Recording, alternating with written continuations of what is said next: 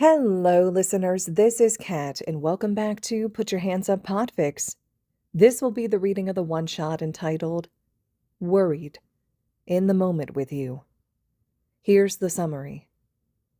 The night Class 1A brings Midoriya back, Shouto can't sleep.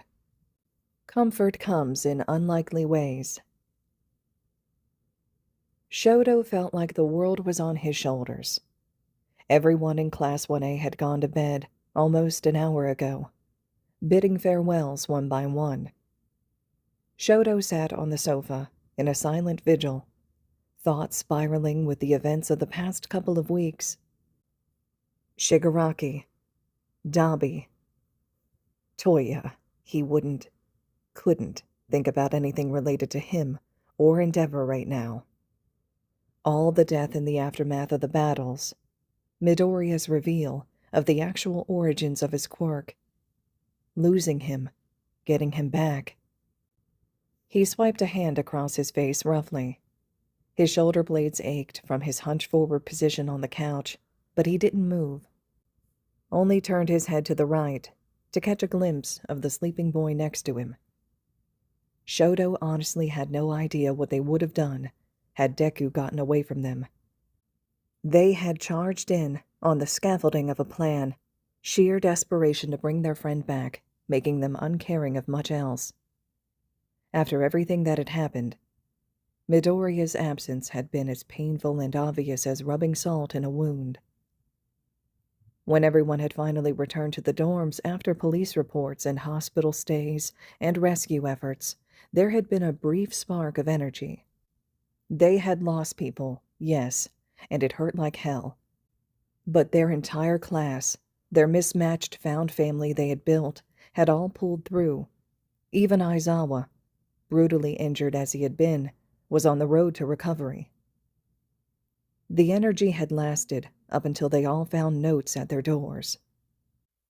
The fortnight that followed was mostly grim and silent, with even Bakugo staying unusually quiet and subdued the majority of the time.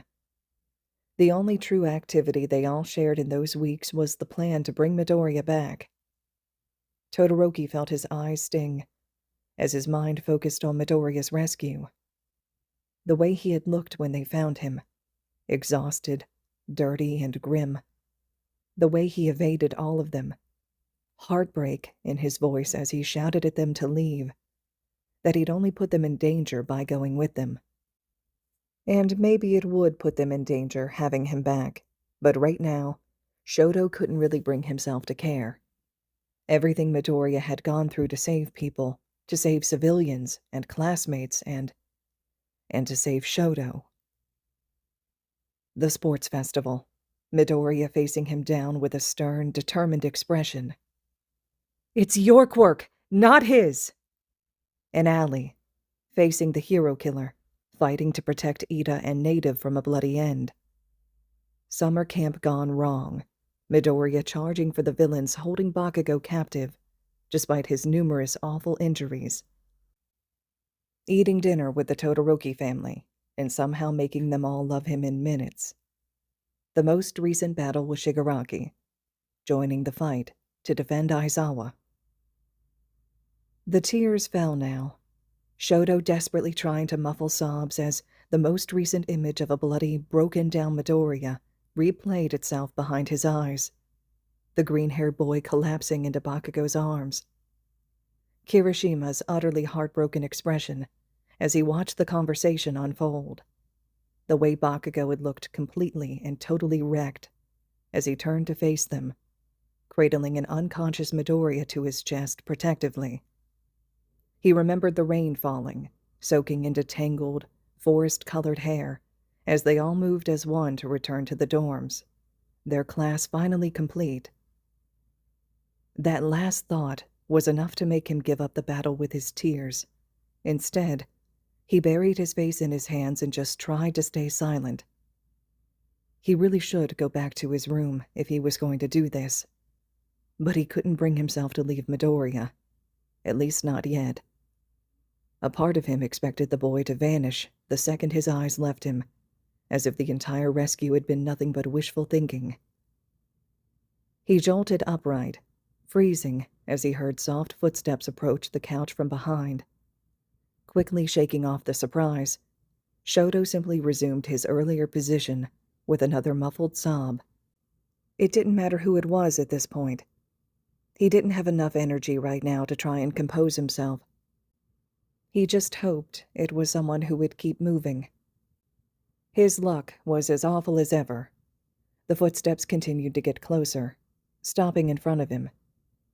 Nothing was said for a moment as Todoroki continued to break down, and the person continued standing there, probably not quite knowing what to do to help. Another moment, and Shouto heard the rustle of fabric as the person moved a bit closer. "What the hell, Icy Hot?" Despite the words, there was no heat in Bakugo's voice.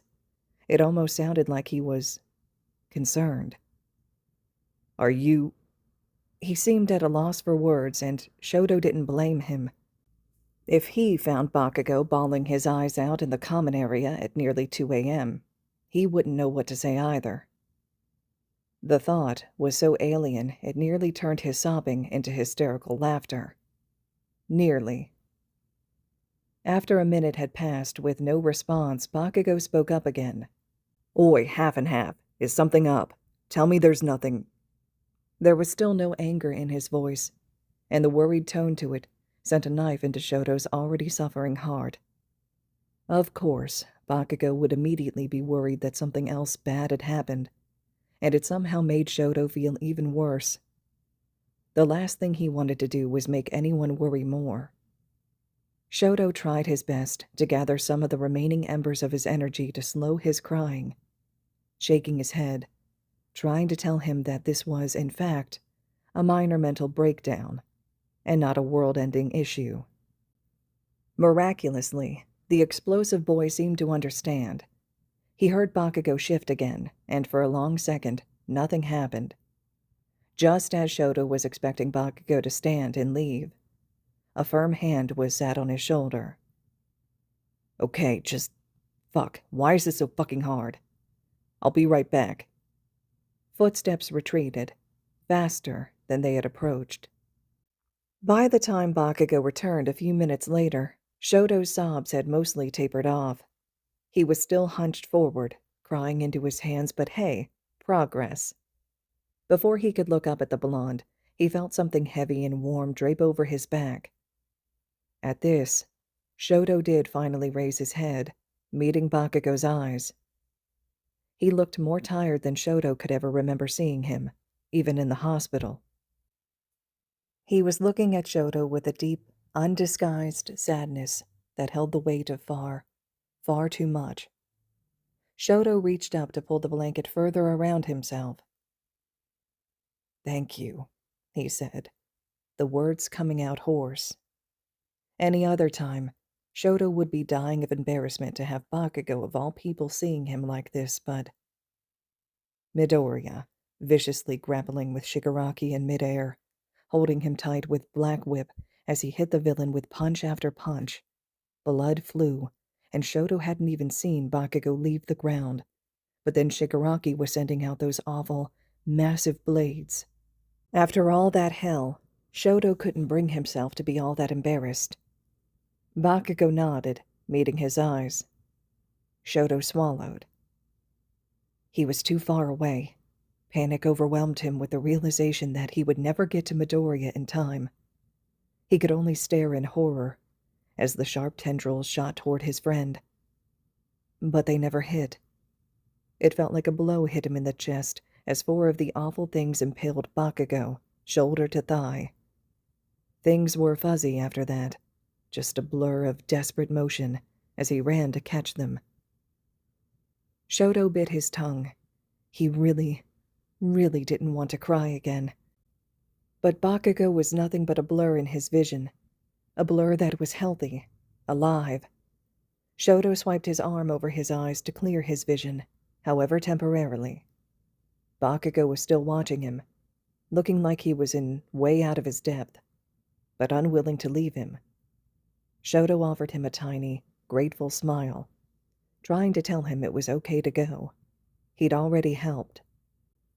He looked away from Bakugo to check on Midoriya. The boy was still sleeping. The worried, exhausted look he'd had when they rescued him, smoothed over in sleep. When Shouto turned back to Bakugo, he found the other to also be looking at Midoriya, the stoic, slightly concerned mask slipping. Shouto couldn't even begin to unpack everything in the gaze. Neither of them moved for a few minutes. "Thank you, Bakugo," Shouto said abruptly, breaking the silence. Bakugo looked back toward him quickly, slightly disoriented from being yanked out of his thoughts. Shouto wouldn't meet his eyes. "You already said that," he pointed out.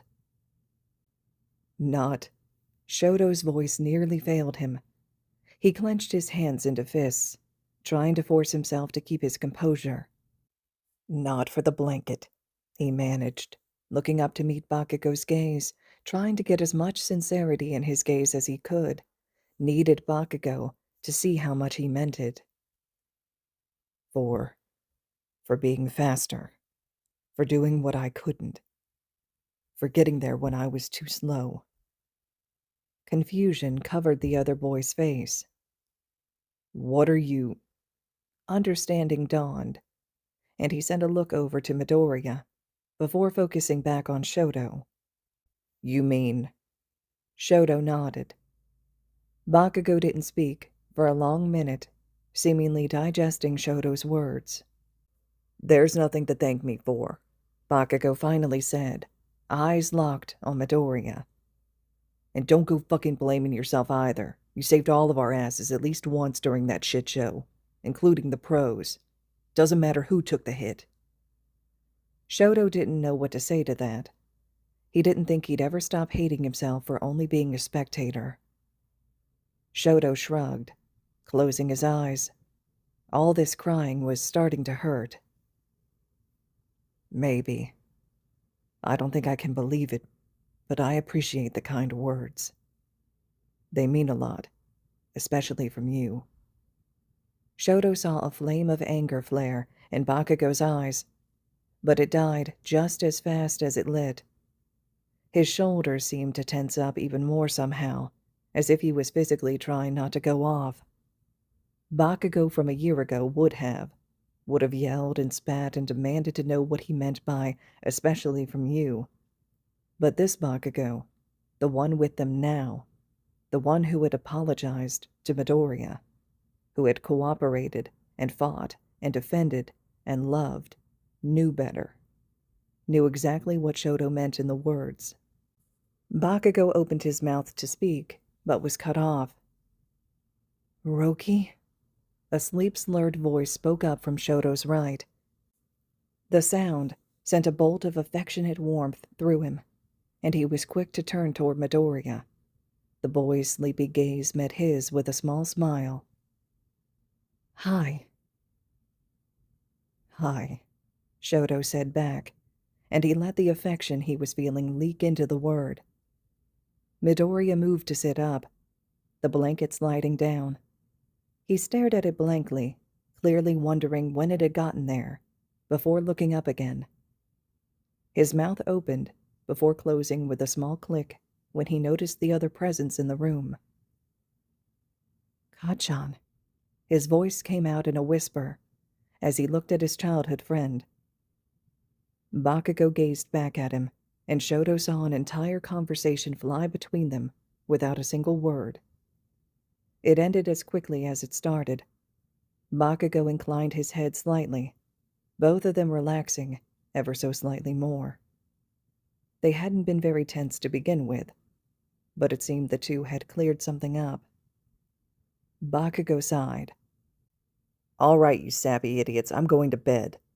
He walked back the way he came, passing by Shouto on the couch.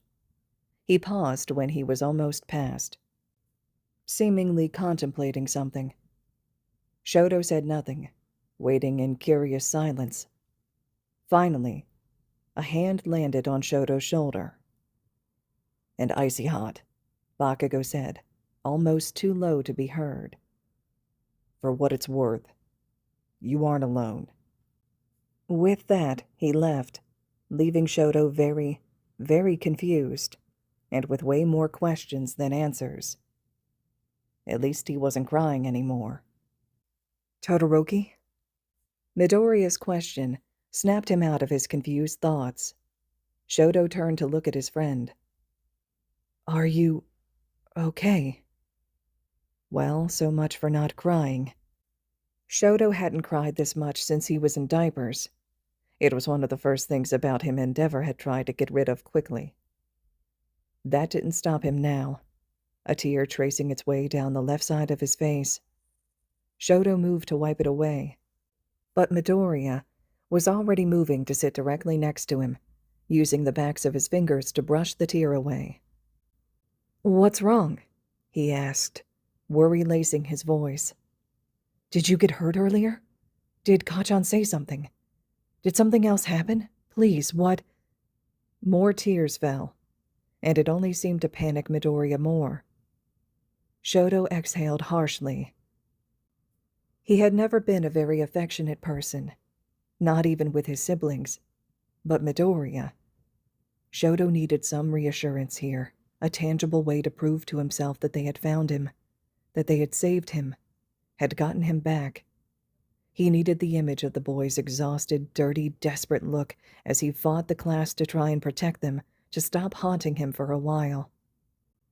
He stared at Midoriya, tears still falling, and slowly, warily, held open his arms, hoping the other would understand his silent request. Confusion fell over Midoriya's face for a split second as he took in Shouto's position, before understanding replaced it. Maybe another time, this would have been awkward, or turned both of them into blushing messes. But tonight it was different. Shouto felt like he had lived 3 lifetimes since his first year of high school had begun, and Midoriya looked exhausted enough to have done so. They had fought tooth and nail to even have this moment. Embarrassment could go to hell, if even just for a night. Midoriya wasted no time in burying himself into Shouto's embrace, face hidden in his chest and arms wrapped tightly around him. Shouto quickly returned the embrace, an arm wrapped around Midoriya's back and hand buried deep into forest green curls. He held his friend close, burying his face in his hair and letting a few more tears fall, just breathing. When the minutes ticked by, and neither of them had any intention of letting go, Shouto laid back flat onto the couch, head pillowed on the armrest, Midoriya resting on his chest. He released his hold on Midoriya's back just long enough to pull the blanket he had brought the boy over them both. Sleepy, dark emerald eyes met his for just a moment, before snuggling right back into him, letting out a long, deep sigh of relief as he finally relaxed completely.